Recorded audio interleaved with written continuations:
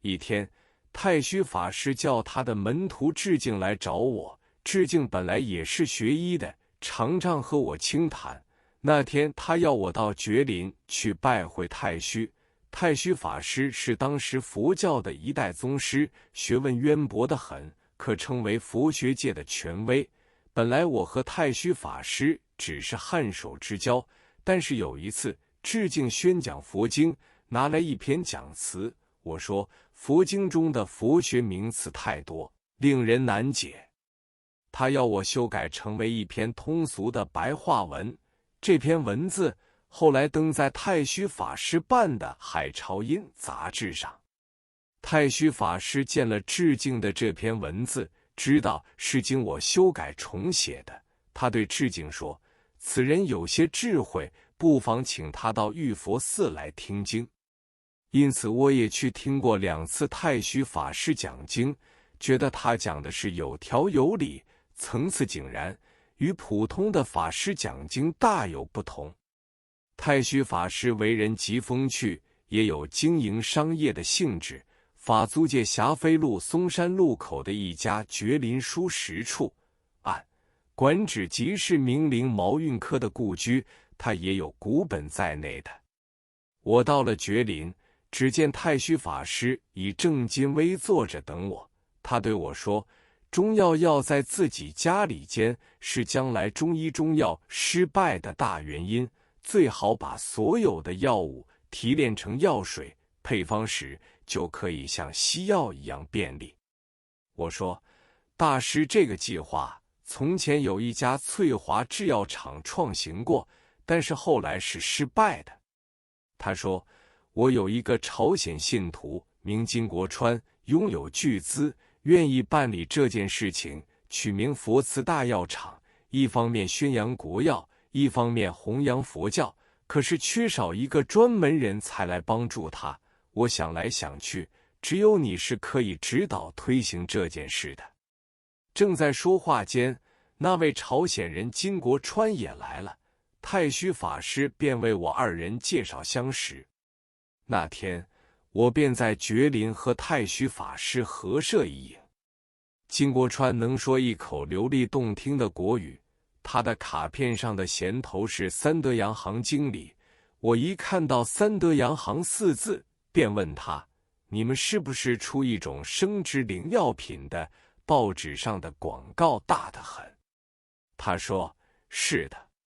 按生之灵是日本的荷尔蒙制剂，他们登的广告竟然宣传可以返老还童，而且有男变女、女变男等荒谬字句。虽然读报的人疑信参半，但生意已经大好。我知道他已发了大财，人家说他已是100万富翁。我看此人面相不善，虽然和他说了好多话，我仍旧把这件事推却了。不过我附带说，从前翠华制药厂有一位设计者包石生先生，按即香港一家诗人包天白之尊人，你如有意聘请的话，我愿意介绍给你。金国川起劲得很，说再好没有。我们谈了好久，金国川先走，我便同太虚法师说，这位金先生做生殖灵，名誉并不太好，大师要留神1、2。太虚一身以言为是。过了好久，佛慈大药厂开幕了，太虚当了该厂董事长，做了很多成药。所谓提炼中药的事还没有办。开幕前夕，他们在大西洋西餐社宴请上海医药界知名人士200-300人，太虚要我做总招待，我也答应了。那晚的宴会热闹得很，散席后，我替金军料理当天的账目，金军付了款就走。我正在上边空房间中稍事休息，突然听见下面砰然一声，急急忙忙向窗口望出去，见这位金军倒在地上。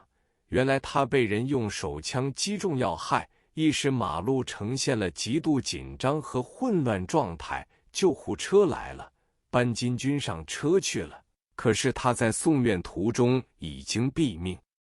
我对这件事情惊惶不知所措，匆匆忙忙的要赶回家去，觉得这幕戏实在太惊险了。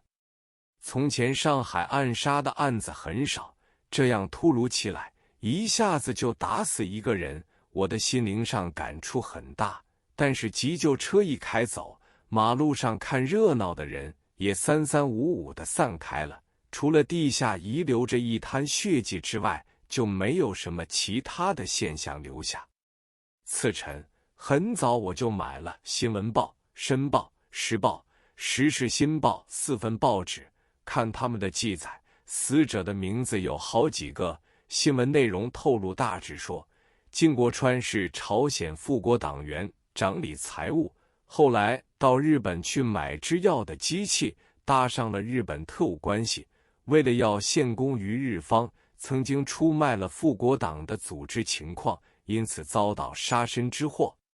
我看了这段新闻，就打电话给太虚法师的徒弟致敬。